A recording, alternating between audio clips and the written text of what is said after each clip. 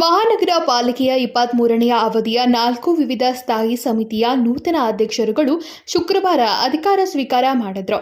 ಬೆಳಗಾವಿ ಮಹಾನಗರ ಪಾಲಿಕೆಯ ವಿವಿಧ ಸ್ಥಾಯಿ ಸಮಿತಿಯ ಕಚೇರಿಯಲ್ಲಿ ವಿಶೇಷ ಪೂಜೆ ಸಲ್ಲಿಸಿ ಹಣಕಾಸು ಮತ್ತು ಅಪೀಲುಗಳ ಸಮಿತಿಗೆ ರೇಖಾ ಹುಗಾರ್, ಸಾರ್ವಜನಿಕ ಆರೋಗ್ಯ, ಶಿಕ್ಷಣ, ಸಾಮಾಜಿಕ ನ್ಯಾಯ ಸಮಿತಿಗೆ ಲಕ್ಷ್ಮೀ ರಾಠೋಡ್, ನಗರ ಯೋಜನೆ ಮತ್ತು ನಗರ ಅಭಿವೃದ್ಧಿ ಸಮಿತಿಗೆ ಮಾಧವಿ ಸಾರಂಗ್ ಹಾಗೂ ಲೆಕ್ಕಪತ್ರ ಸಮಿತಿಗೆ ಬ್ರಹ್ಮಾನಂದ ಮಿರಜ್ಕರ್ ಅಧಿಕಾರ ಸ್ವೀಕರಿಸಿದರು.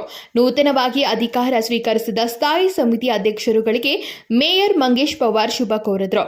ಪಾಲಿಕೆ ಆಡಳಿತ ಪಕ್ಷದ ನಾಯಕ ಹನುಮಂತ್ ಕೊಂಗಾಲಿ, ಸದಸ್ಯರಾದ ವಾನಿ ವಿಜಾಪುರ್, ರವಿ ಧೋತ್ರೆ, ರಾಜಶೇಖರ್ ಡೋನಿ, ಶಾಯಿನಿ ಪಠಾಣ್, ಆಯುಕ್ತೆ ಶುಭಾ ಬಿ ಸೇರಿದಂತೆ ಇನ್ನಿತರರು ಉಪಸ್ಥಿತರಿದ್ದರು. Vinod Kolkar, KMM Kannada news, Belagavi.